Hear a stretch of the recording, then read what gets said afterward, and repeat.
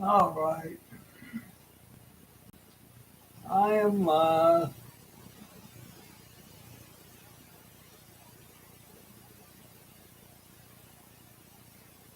had a do nothing day.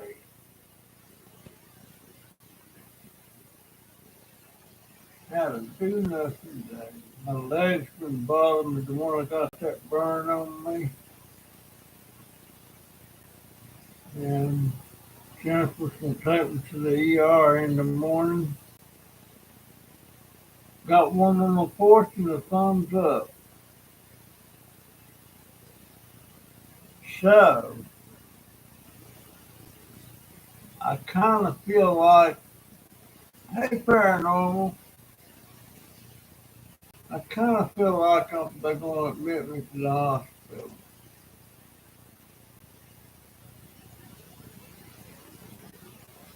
even if I don't have an infection on that leg yet. But they're going to want to take precautions.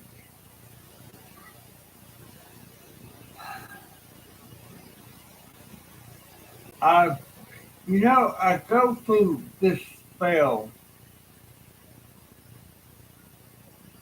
when I wake up in the morning. I don't want to get up. Give me some thumbs up, folks. Appreciate it so much. Hey, Barbara. I'm afraid I might wind up going to the hospital tomorrow. I don't know. I'm going to the ER for sure. Have looked at this leg. And I don't usually take pain pills, but I have something here. I'm not sure what it is. They tell me to take two pills in the morning, two pills in the evening. But I'm not really feeling, I hadn't been really feeling pain. But since I got this leg burnt again, it's driving me up the wall. So I'm gonna have the ER look at it. And if they're gonna want to admit me, I'm gonna tell them to admit me to the VA hospital.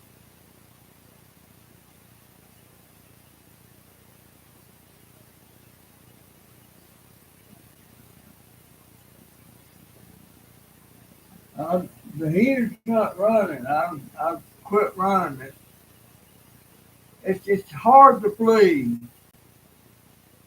that the feeling is so far gone in my lower leg and heels and ankle and everything that I can't feel that burning me.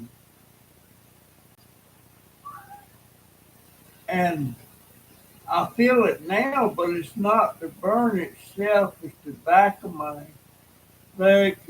My leg is really stiff. It's hard for me to do my exercise.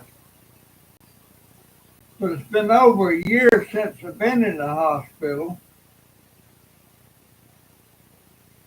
Now all of a sudden I might wind up in the hospital.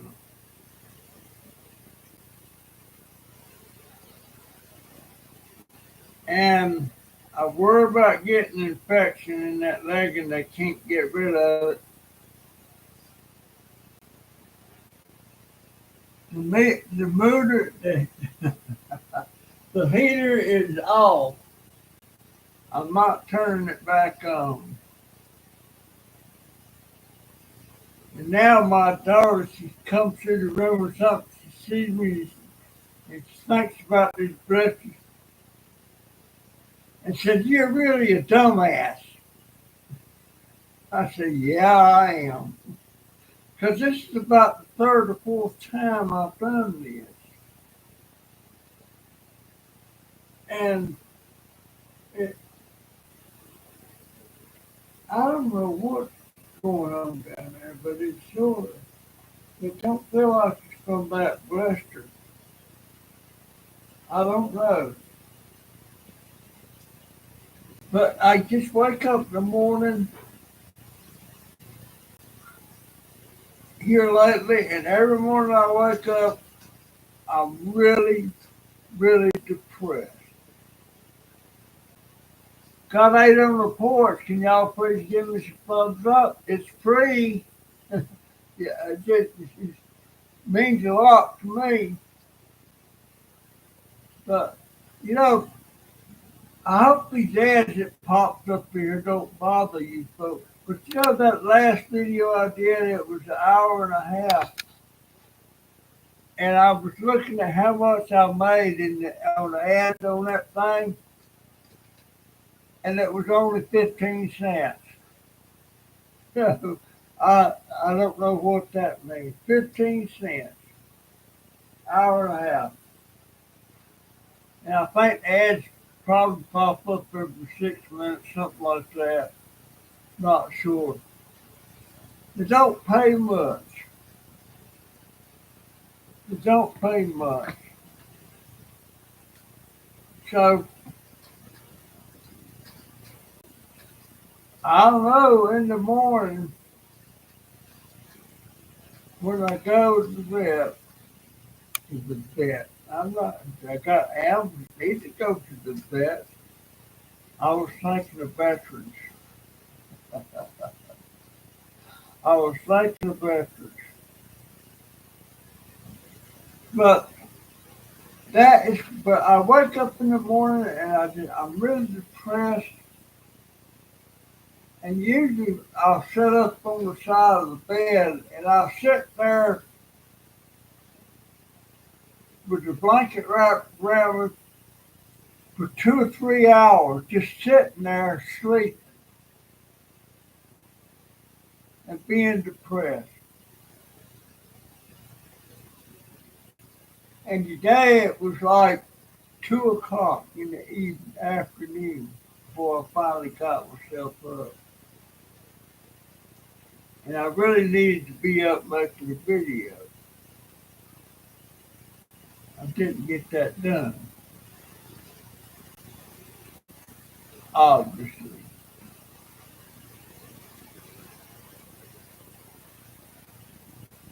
Hey, Randall Blythe.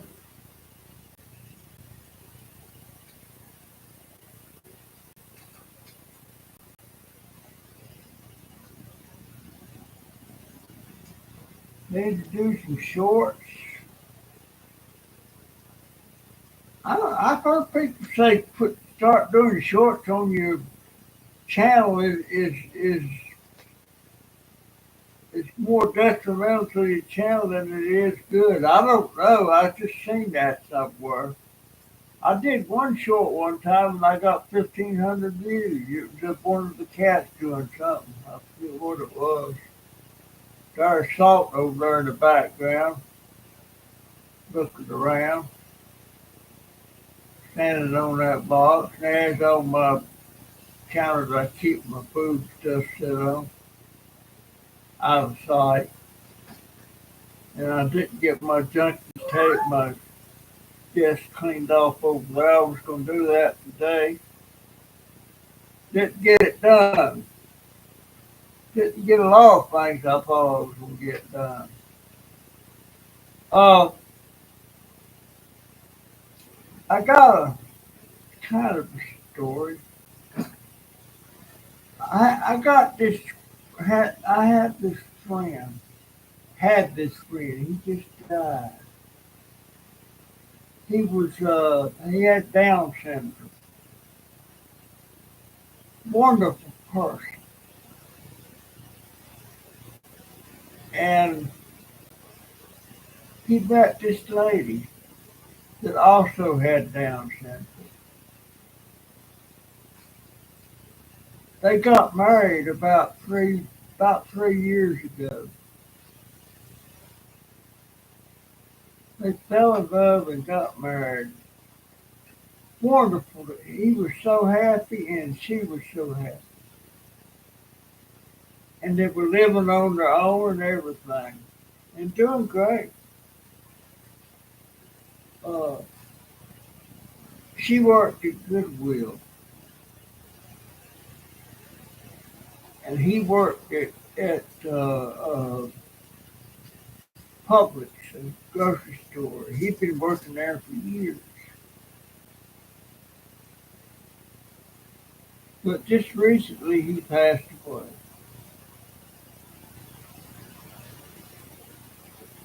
And she is just devastated.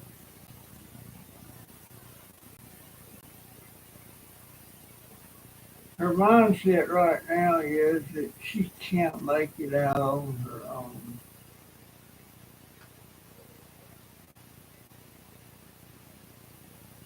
And somebody made the mistake of telling her and that she could find another man, another husband, stuff like that. And that just tore her all to pieces. I don't know how a Down syndrome person mind thinks, but yeah, not much. Okay, thank you, Barbara. Uh, but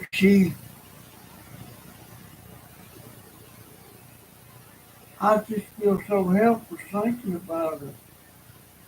It's like right now she's moved back to her parents' house.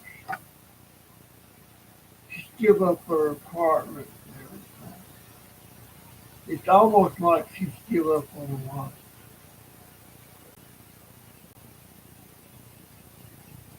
But she cries a lot. Uh, say, uh, I don't know. I email them. I don't email. I leave comments and stuff, but I don't know what to say to her anymore. But they were so happy, and he just didn't get sick. He just died natural causes. They don't know if it was Down syndrome related or what. He just passed away, and they were in their mid 30s. They were probably about 36 or 37. They weren't that young, and she wanted to have a baby and all that stuff.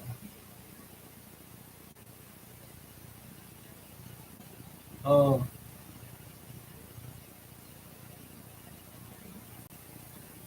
I don't know. I kind of wish she wound up having the baby, his child, but I don't know. I don't know. Were they even having sex? I don't know. I don't know how much. I don't know much about Down syndrome other than there's mild cases of it, there's severe cases of it. You could see they had some of the Down syndrome appearances about them, in their eyes and stuff. Uh, so I don't know. I wish she was pregnant. Well, maybe that would help her so much. I would. I think. I don't know what. I don't know what. Other than I send her a message. How you doing and stuff. Uh, tell her I'm praying for her and stuff like that. I don't. I just don't know enough. I mean, I need them. I need both of them. And his wife came in the Publix all the time with her with her parents, getting groceries and stuff. And that's how he met her. And that always made his day. But he had worked at Publix for years. Uh, I just feel terrible for him. When I see couples, married people, I I seem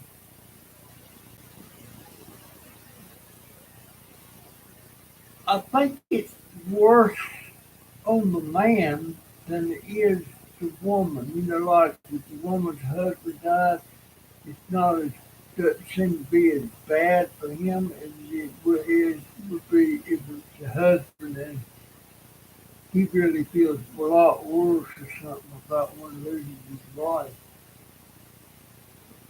I got another friend, and he was married about 30 years, and his wife died about 5 years ago. And the last time I saw him, I asked him that. His name was Carl. I said, "Carl, how you doing?" He said, "I'm doing all right, Russell, but," and his tears come to his eyes, "I wish the Lord would just go ahead and take me home." Is what he said. And they got two children, Donald and Gary. Gary is a school teacher. His son, his other son is a very well known, experienced carpenter. He builds houses.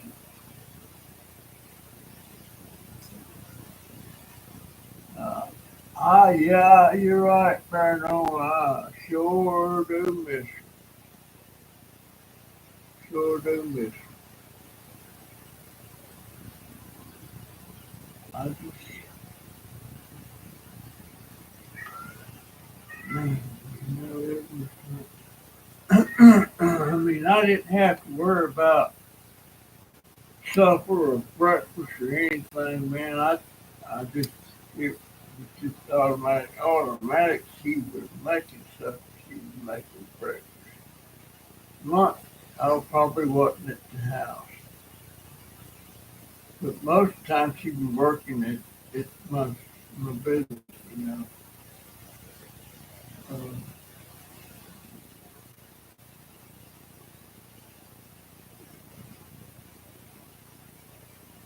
well, the thing is, paranormal, that's something, if you're living, that's something that's going to happen sooner or later. It's either going to happen to you or your spouse if you're married. It's going to happen. Nothing you can do about it. Just like it happened to Barbara. She lost Ron. And I know she misses it, even though it was kind of grumpy at times, I think. But, my wife was grumpy sometimes. But most times she wasn't. I guess I was more grumpy than her. But that's something that just happens. That's just something that happens. It's life. It's part of life. But it's just so hard. You get married, most people do, and you work, and you get a house, and you raise kids. And just when you start getting comfortable and enjoying life and everything, somebody dies.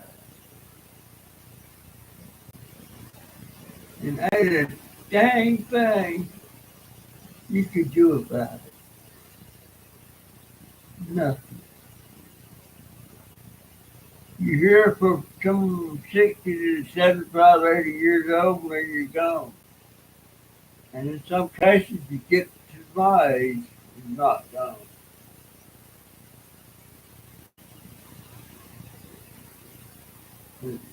I'm not afraid of dying.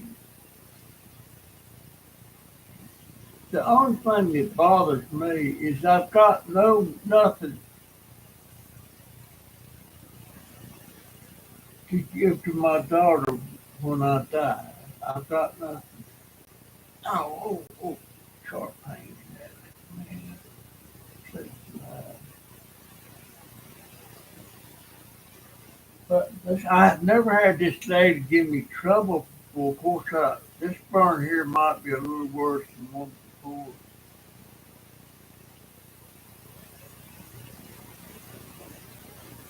Yeah, she fell in the bathroom, and I blame myself for that because usually when she got up to go to the bathroom, I would wake up and go with her because sometimes she was feeble.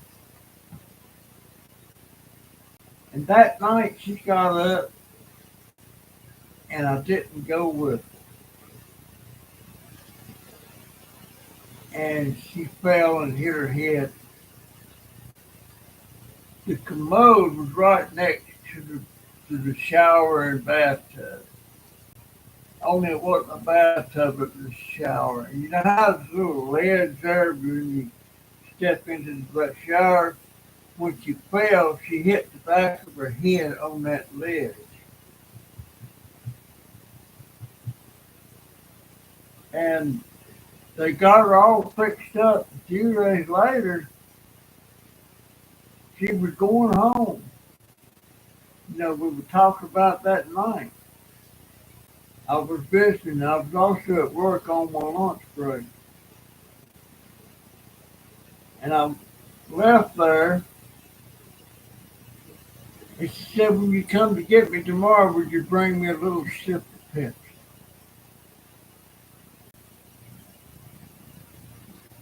And when I left, went back to work, got a call at work, and when we come back to the hospital, said she's not responding or something. I can't remember exactly what to tell me. I went back there and she had a stroke. And she never come out of it. She was in a coma. Um, I had to admit that was a rough decision. I had to, they wanted me to have her disconnected from the stuff she was on, the breathing apparatus and everything. And they wanted to leave an order of do not resuscitate. In other words, that means if she if she dies, they don't do nothing to bring her back because they said she's brain dead. Well, I didn't want to sign any of that for about 2 weeks, and it got to the point where they were going to put her on some kind of life support that uh, and a feeding tube and all that. And her sister and her brothers begging me not to do it. Said she wouldn't want to do that. Just let her go. And one of the nurses said that'd be best. And tell me that's what I hope. I didn't want to do it, but I went ahead and okayed it.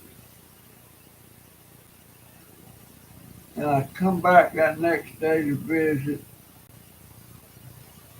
and they took her off of everything.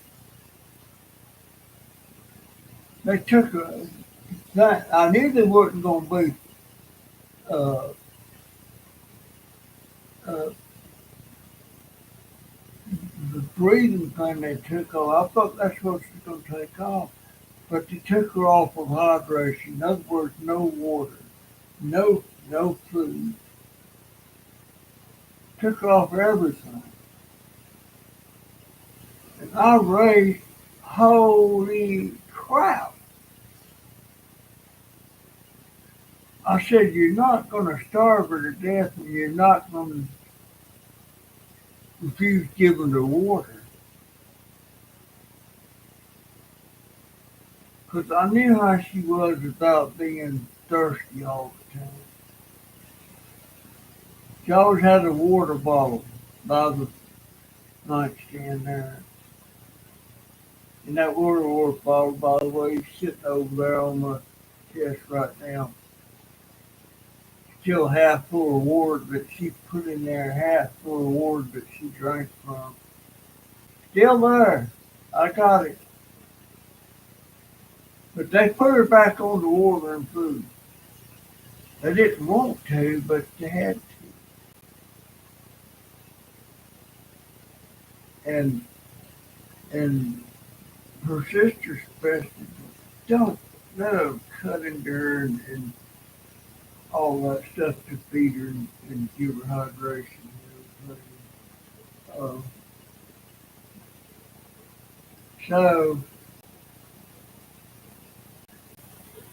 so I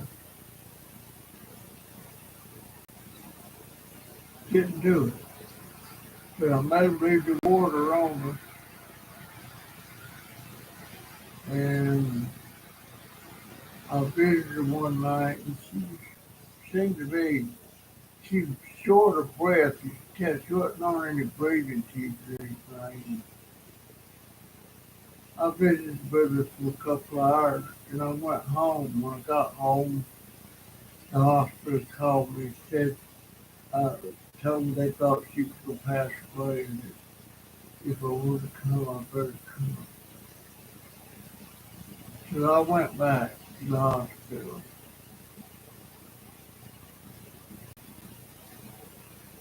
and would hold her hand,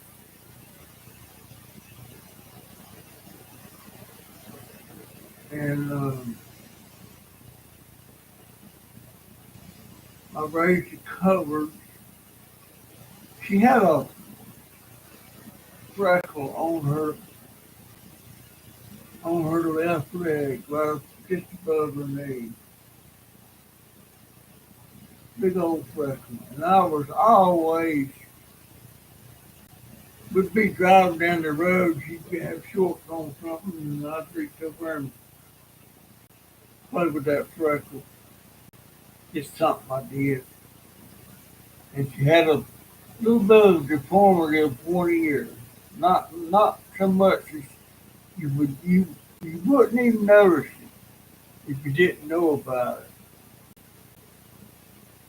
And I play with that ear sometimes, just something like this.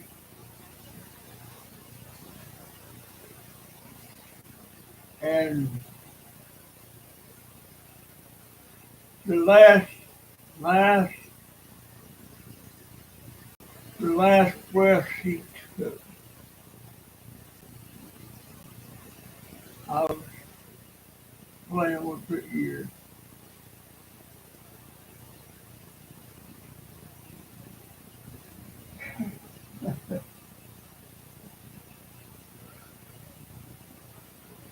I was playing.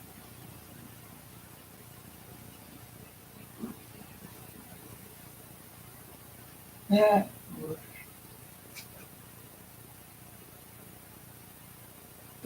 that was hard. That was so hard. Well, then she was gone. My baby was gone.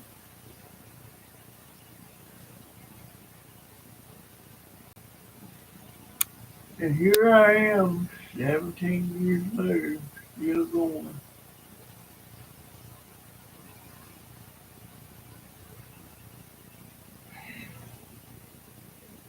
It's just a thing.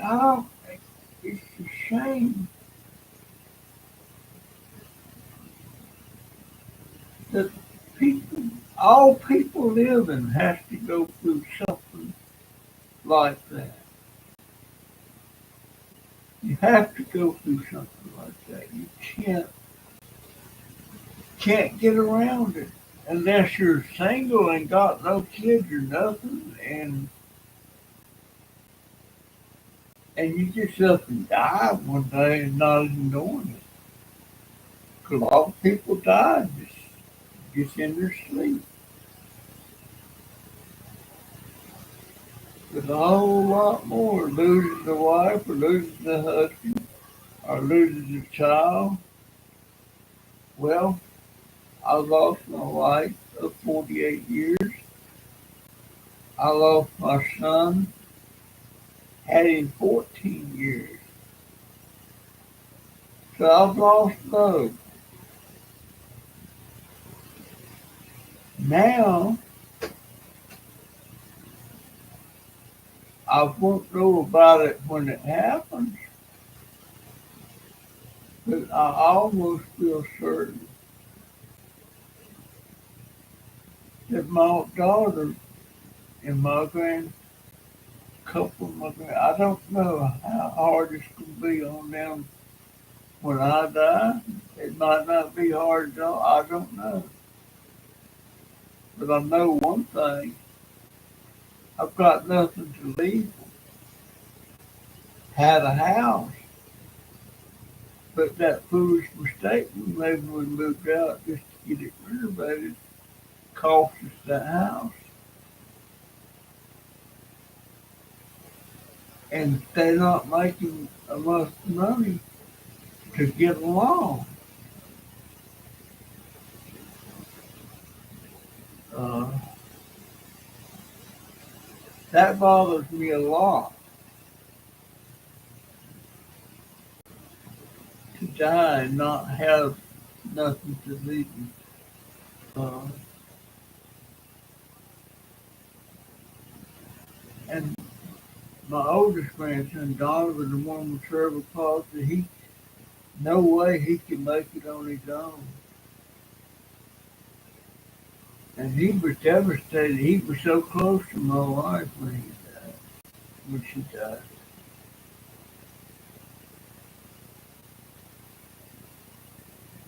Uh,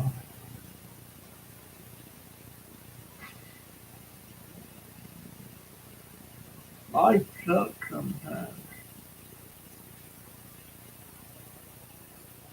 but it's just the way it is. It's nothing. You can't get around it.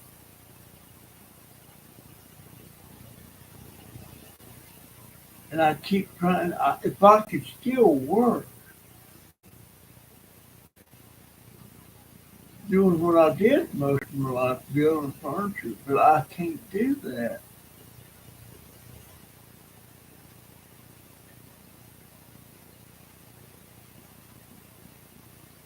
Uh, well,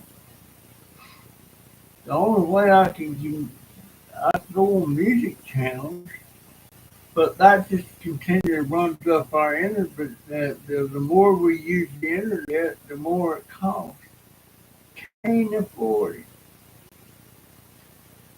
Don't have any kind of, don't have a radio. I wish I had a radio, but I don't have one. I could play a radio a lot. I used to play a radio a lot.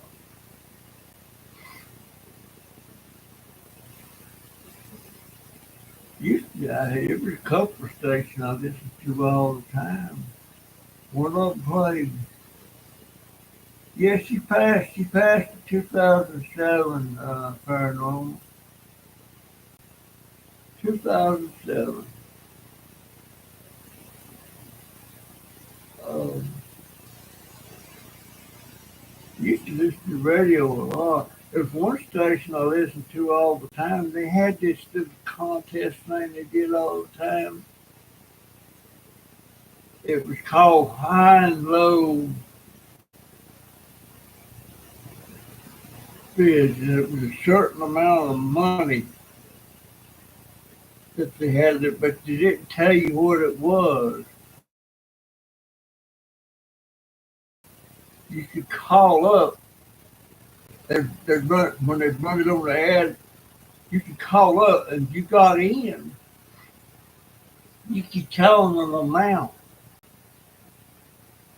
and they'll tell you whether you would high or low. And usually it took a month or two before somebody finally won it. And one time somebody called in, and it got to the point where you knew about what it was. And somebody come on there and bid on it, and told me exactly how much it was, but all you had to do was the next one call in. And I called in and I won $1,002 or $3. And people got mad at me because I didn't jump up and down and holler and scream when I won. I was just calm. Of course, $1,000 wasn't that much to me then, but I won it. And a lot of my friends, I heard you on the radio. Why you didn't sound like you cared one bit?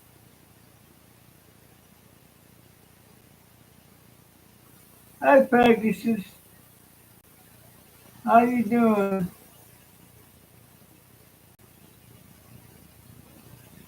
Yeah, I don't have a radio.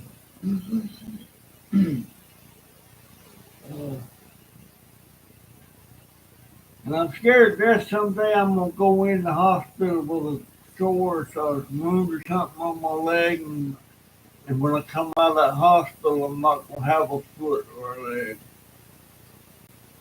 I don't know what I would do if I lost a foot or a leg.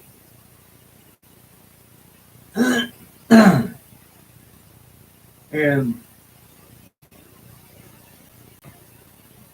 it bothers me so much to think about it. I would rather just die than lose a foot or a leg. But here's the thing. My Social Security is not that much. I only get $750 a month, and FEMA gets the rest.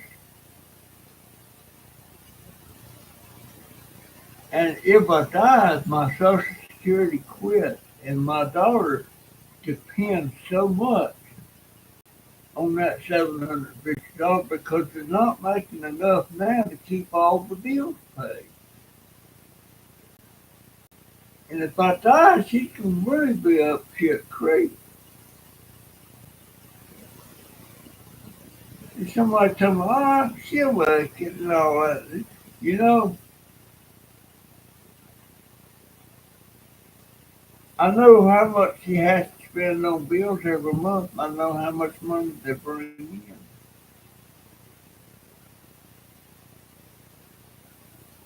And without my $750 that she gets every month, it's not enough. And I sure don't make enough off of YouTube. I thought about trying to do like a family channel or something with my and it involved my daughter and my grandson in the videos and stuff to see if I could up my thing, where I start making money. But it takes a lot of subscribers and watching the views and stuff. But you know what bothers me about that? If I get a huge amount of subscribers, like Paul's got on Scrap and Pallet Man, uh, He's got 250,000 subscribers. He doesn't. He might have some of them that he feels close to or something. I know he talks to me every once in a while. Matter of fact, way back before he had all them subscribers, he made a shout out on his video about me and got me some subscribers. And I remember the one thing he said he on that thing. He said he speaks from the heart. Well, I don't know if I do or not. That he said that, and I remember that. I told him one time recently I would like him to do some shout out for me again, but I said not necessary because I don't really have anything to offer, and that's been very recent. And I don't have anything to offer other than my just yammering about different things and stuff. I don't know if I speak from the heart or what, but without many subscribers, you can't have the closeness that I feel towards you guys, like you guys is on there right now.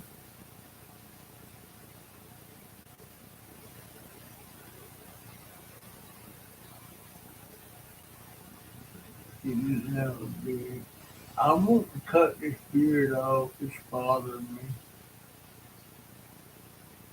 Uh, his name was Russell. Thank you, Peggy. But yeah, if Paul would have a live stream, I think he tried to one time.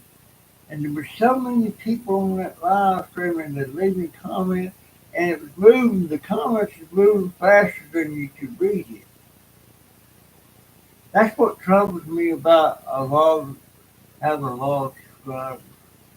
And that guy like Mr. Beast, and I don't like him at all. I mean, I don't, I don't like his channel.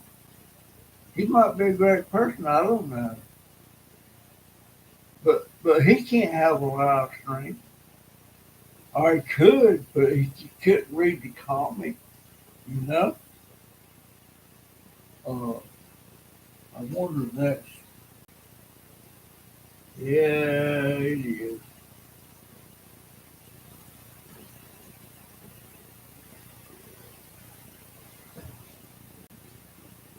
And I think I stay thirsty all the time. Stay thirsty all the time. But I'll I have my daughter do it. If I wind up in the hospital tomorrow, I'll have her do I don't know if she can still do it on her phone or not. I don't know. Well, if you don't hear from me tomorrow night, if I'm home, I'll do a live stream. If I'm not home, I won't do one, of course, and I'll let you know what happened. I hope it don't. But usually, with that leg like that, they want to put me on this IV thing and on some antibiotics and everything. But if I go to the hospital, it's going to be the VA hospital. And the biggest reason I want to go to the VA hospital is when they discharge me. You got to go home and change the bandages and all that stuff on your wound. And if it's in a regular hospital, all those supplies I have to buy. If I'm in the VA hospital, when you're checking out, you go down there to the pharmacy and they give you all that stuff. You get a big old box full of supplies. And let me tell you, that stuff is expensive. And I wonder what this is laying there for. This is one of the bandages that wraps around my leg. I've got some surprise from the last time, but not much. But they get stuff like this, that's over $1. Matter of fact, it's about $2. And the gauze and the tape, all that stuff, the VA furnishes for me. I don't know what, I know I get pissed off at the VA sometimes, but I don't know what I would do if I didn't have them. Like the podiatrist I go to, that's expensive, but it's VA.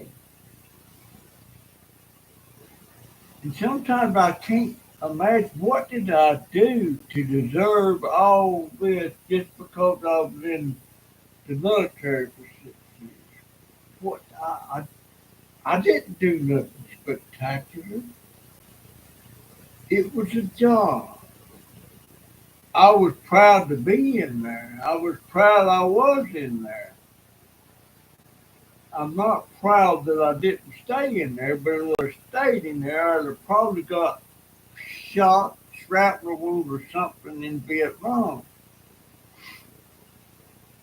But I didn't want to go. And especially, I guess when my brother was in there, he was younger than me. He got shot. He got shot once. No, wait a minute. He wasn't shot. He got shrapnel. He was coming off a plane at Saigon, and the airport come under attack, and he got shrapnel in his hip or his butt. I'm not sure which. Had to go back on the next plane, shipped him out to Hawaii for rest and recuperation, and then went back in. He did one tour over there, took a discharge, decided he didn't like civilian life, and went right back in and volunteered to go to Vietnam again. And then he fell into one of them, I think they call it a bungee trap or something like that. It's that pit they dig, and they put these sharp stakes sticking up out of it, and you fall in that pit through they got it covered like solid ground. You fall in there, and the spikes stab you and all that stuff. But he got lucky. The only thing that stabbed him was his leg and a foot. So that was two Purple Hearts he got. And when when they talked about where I was going to go when I transferred out of the outfit I was in, it was Vietnam. Didn't know that for sure, but it was a pretty good bet. And Joe went in there like that, got wounded and all that stuff. I said, I ain't going to do it. She got wounded twice. So I didn't go. Back then, the draft was still in effect. People was getting drafted. But I didn't get drafted. I volunteered. But when I volunteered, Vietnam wasn't a big thing. But about 4 years after I was in, it started getting bad over there. Yes, it did. But I don't know what it is that deserves having the VA taken care of me. It's sure, I wouldn't even have to have any insurance at all. And I've often wondered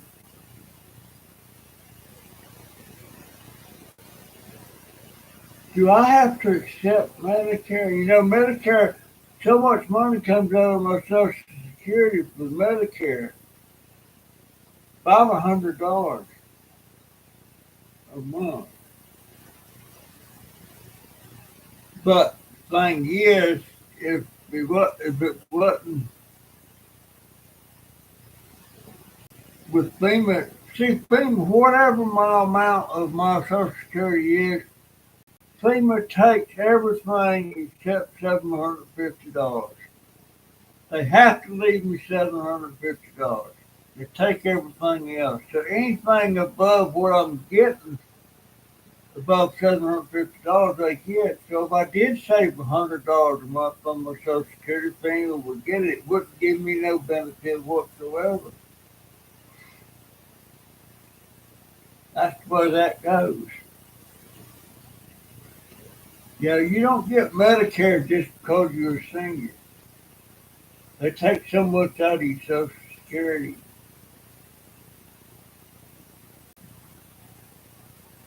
But yeah, when FEMA sends you money, relief money, or anything, you're in a disaster like a hurricane, like we were. They come in, they do evaluation, and then all you can get a letter that you've been approved. You just get a check. Don't tell you squat. They don't say, hey, don't spend it all. We might want some of it back. Ain't that nothing. You get a check, you get the stuff done. Later on, they decide they paid you too much. So there you are. And back when they first told me they paid me too much, the smart thing for me then, and I could have afforded to make payments something, pay them back. But I didn't think there was no way they'd take my Social Security. But if it happened, what time is it? Time for my daughter to go to work. Anyhow, folks, that's where I'm at. Oh, I'm hungry. Guess I'll eat a bowl of soup. I dread going to bed because my leg starts hurting with this blister thing on there like that. I wish I could see it, but I can't see it. The only way I've seen it, it looks bad, but that's when John takes a picture of it on his phone and shows it to me. I can look down there, I can't see it.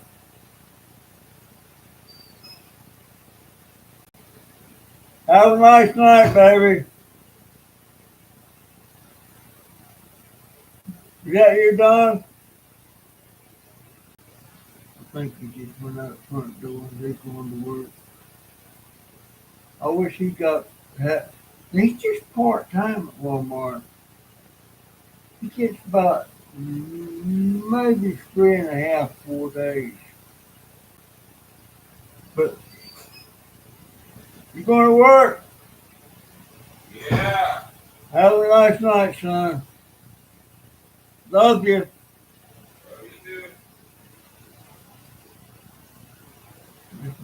That's my oldest grandson. I sure got a lot of good memories of him. Going through the Boy Scouts with him and everything. He was in the Boy Scouts 14 years, and I was there every year of it with him. Most of the time I was the scoutmaster's assistant. And I could go on the camp house with him and everything, do all that stuff, go on the hikes. Going down the Swanee River, Swanee River's in Florida, and we got started late. The whole troop was going. It was dark, And man, that was a trip. Couldn't see squat. Had one boat, not a boat, but a canoe with a light on it, and they knew where it was going.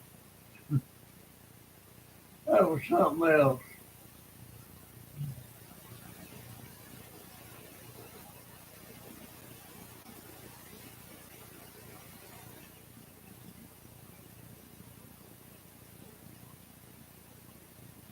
Oh yeah, it definitely help. It would be 300 or $400 more. It definitely help.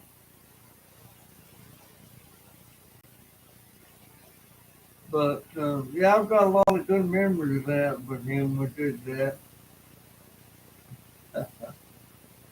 Bless his heart. I remember when he started in the Cub Scouts. You know, when they get up to a certain rank and everything, they cross over to Boy Scouts, and they have a ceremony like that. Got this fake bridge set up, and you cross that bridge. You're crossing over to Boy Scouts, and the highest award that you can get in the Cub Scouts is Arrow of Light, and he got his Arrow of Light. And that ceremony that night when he crossed over, he come over there to the Cub man. He didn't want to go. He wanted to stay right where he was at. And with tears in his eyes, he looked at that Cub master and said, "Could I please just come back and visit?" He didn't want to go. But he loved the Cub Scout. He loved the Boy Scouts once he got over and got started and made friends. He was very close to making the Eagle Scout, but didn't happen. Didn't happen. All right, folks. I've been talking about an hour, so let me see if I see his name.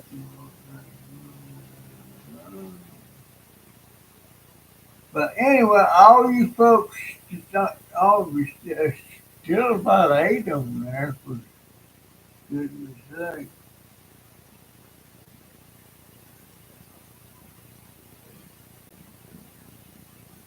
Yeah, I'm gonna go ahead. Um, I got another story I want to tell, but I'll do that on the video and put it on the video. But I appreciate y'all so much. When I first lay down, I sleep pretty good, but about 2 or 3 hours in, my leg starts hurting. Then I have to take a pain pill.